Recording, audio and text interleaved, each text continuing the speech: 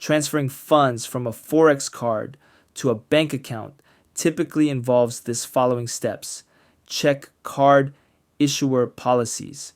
Confirm with your forex card provider if transferring funds to a bank account is allowed, as policies can vary. Log in to your account. Access your forex card account through the provider's website or mobile app.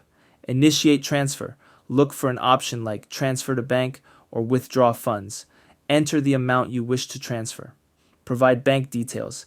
Input your bank account details, including the account number, IFSC code for Indian accounts, and any other required information. Confirm the transfer, review the details, and confirm the transfer. There may be fees involved, so check for that. Wait for processing. Transfers can take from a few hours to a couple of days, depending on the provider. Check your bank account. Verify that the funds have been credited to your bank account. If you encounter any issues, contact customer support for assistance.